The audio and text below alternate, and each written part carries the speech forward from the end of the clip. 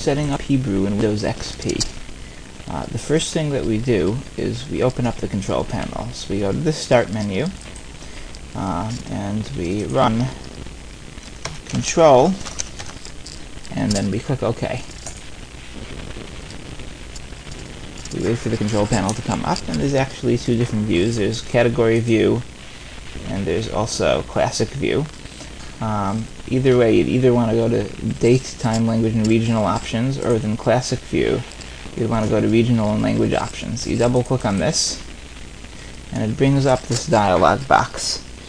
You want to go to the Languages dialog box, and most likely you're not. This little checkbox here that says Install Files for Complex Script and Right-to-Left Languages, including Thai, will not be checked off.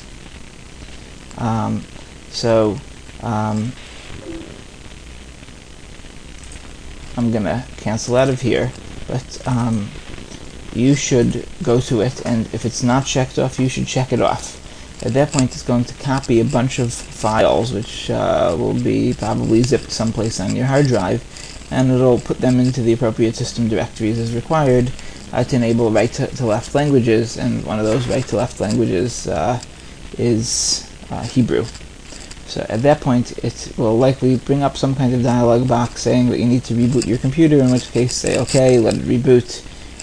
So that's the first step. Then, when this is, the process is entirely finished, you go back to this Regional Language Options dialog box that we have over here, and then, not under Advanced, but under the same language tabs is this little Details button. Details ... So you click on that button, and you should only see English installed. It's possible you'll have other languages installed. I've already installed Hebrew. I'm just going to get rid of it for a second. We'll remove it.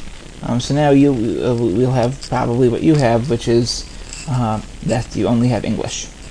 In which case, you click on Add, and then you get to choose to add a specific input language.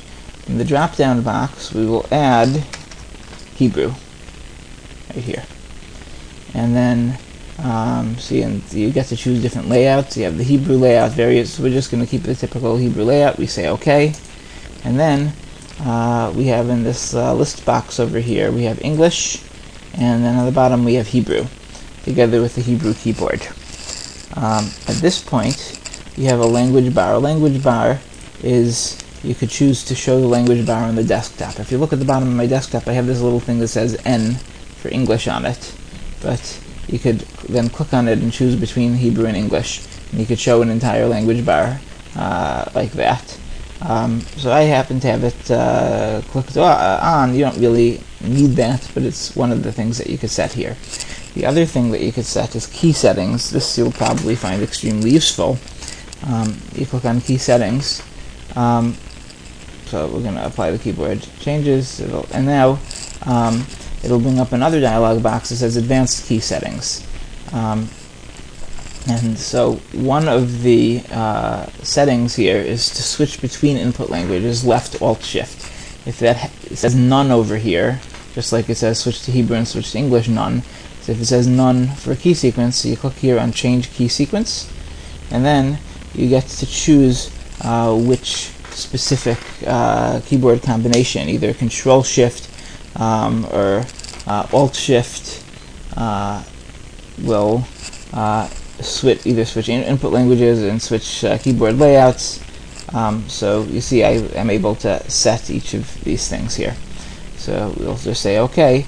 I would recommend using the left Alt Shift to switch between input languages, and that means that you look at the Alt key on the side of your keyboard, on the left-hand side of your keyboard, and specifically that Alt key together with the Shift key will switch. If you're currently in Hebrew, it'll change it to English. If you're currently in English, it'll change it to Hebrew. So we'll just say OK here, and then it will say left Alt Shift as the key sequence for switching between input languages. We'll say OK, we'll say OK, we'll say OK to dismiss everything. And now, let's say we'll open up something like Notepad. So here I have Notepad, and I could type in English, typing the words hello. If all of a sudden I want to switch to Hebrew, I hold down on the Alt key on my keyboard and I press Shift. And if you look, it'll the flashing prompt here, this flashing cursor that is right after hello, it changed a little bit. Typically it's a straight line up and down. Once you press Alt-Shift, it switches as a little dot on the top in the direction in which you're going to be entering things. So now I could say Shalom, and now I have Shalom there as well.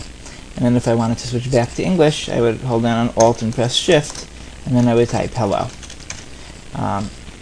Just as well, you could also open up Word. So let me open up a copy of Word.